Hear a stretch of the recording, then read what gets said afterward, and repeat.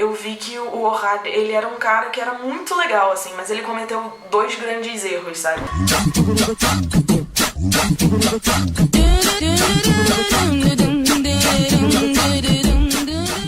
O primeiro foi achar que ele podia me chantagear pra sempre.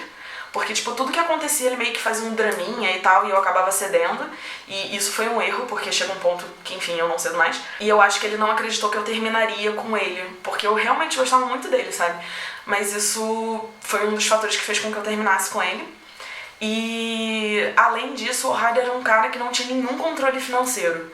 Então, assim, eu sou uma pessoa que eu sou sempre muito controlada, principalmente financeiramente, até porque eu sou filha do meu pai. Valeu, Neizinho! E, assim, meu pai é um cara muito controlado financeiramente, ele sempre teve a agenda dele que ele escreve tudo aquilo que ele gastou, coisa e tal. Então, assim, na minha família, basicamente, é default das crianças vir sabendo mexer no Excel, sabe?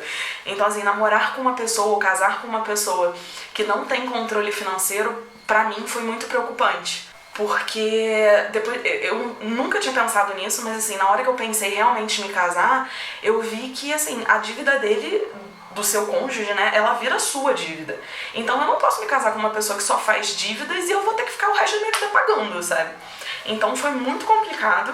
Foi bem difícil mesmo, eu terminei com ele assim, eu nem consegui terminar cara a cara porque eu não tive coragem. Ele já tava com a passagem dele comprada pra vir pro Brasil e eu falei pra ele não vir.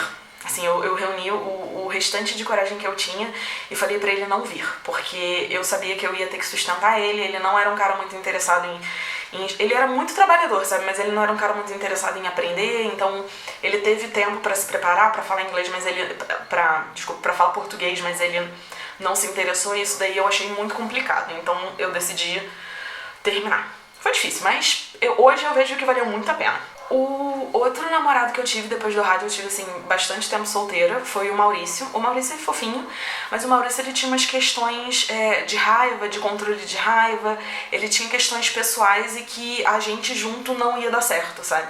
Porque assim, eu sou uma pessoa compreensiva, mas eu também sou uma pessoa meio complicada, eu tenho um gênio forte. Então assim, juntar 2 pessoas com gênio forte no mesmo lugar vai acabar saindo pancadaria, porrada.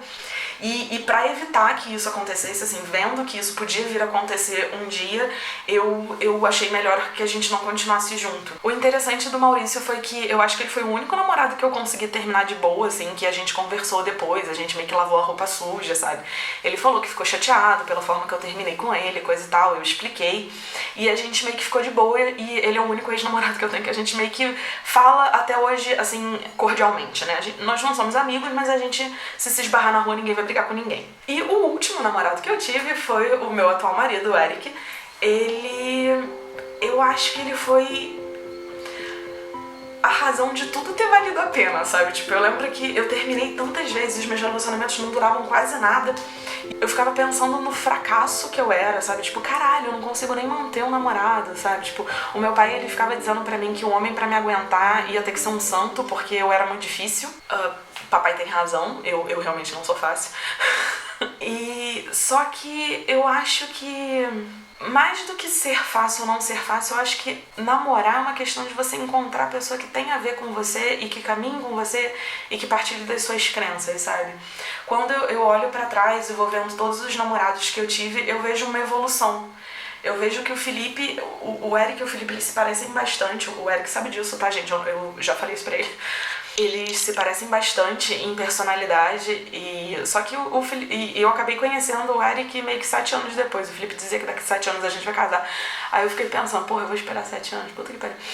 Mas acabou que 7 anos depois eu me casei, mas enfim, não com ele, com alguém muito parecido com ele, com algumas, salvo as devidas proporções e diferenças, mas com alguém parecido com ele. E eu acho que foi uma evolução, assim, cada vez que eu me sentia mal porque eu tava terminando de novo, porque você coloca esperança, você coloca expectativa e aí você termina, eu ficava pensando que eu nunca ia encontrar ninguém, que o problema era eu, que eu tava falhando, etc. Bom, em parte o problema era eu mesma, eu fiz alguns anos de terapia pra superar esse problema, além a minha intolerância, o fato de eu ser perfeccionista, o fato de eu não aceitar muita coisa, as coisas terem que ser do meu jeito. Então, assim, essas coisas eu fui trabalhando em mim ao longo do tempo e também você vai vendo prioridades, sabe? Porque às vezes você encontra um cara que parece ser tudo aquilo que você sonhou, mas o cara não cede, vocês brigam demais, sabe? Daí é melhor não ficar, sabe? E quando eu conheci o Eric, eu virei e falei, caraca, tipo, valeu a pena esperar. Todos os nãos que eu disse, até dizer sim pra ele, foram excelentes, sabe? Tipo, eu realmente devia ter feito isso, porque se eu tivesse ficado com qualquer um dos outros 5, eu não estaria tão feliz quanto eu tô hoje. Então, a minha opinião, Igor, a respeito de ex-namorados é que eles têm que ficar mesmo no passado, sabe? Que a gente tem que dizer não e deixar pra trás tudo aquilo que não for 100% daquilo que a gente quer pra gente. Se essa pessoa, essa pessoa é boa, mas ela tem isso, e isso é importante pra você, não fica, sabe? Tipo, procura a pessoa que você quer, porque essa pessoa existe, só que leva tempo, porque afinal de contas a gente precisa também ser a pessoa que a gente quer ter, né? A gente também precisa ter aquilo que o nosso cônjuge espera. Então, é isso. Gente, Igor, eu espero que você tenha gostado, eu espero que todos vocês tenham gostado, que isso tenha ajudado de alguma maneira vocês a entenderem ou enfrentar algum tipo de situação que vocês estão passando hoje. Se vocês tiverem alguma dúvida, se vocês quiserem conversar, perguntar, sei lá, saber algum tipo de detalhe, é só mandar aqui no comentário, tá bom? Não esquece de curtir, de se inscrever, de compartilhar. Um beijo, tchau, tchau!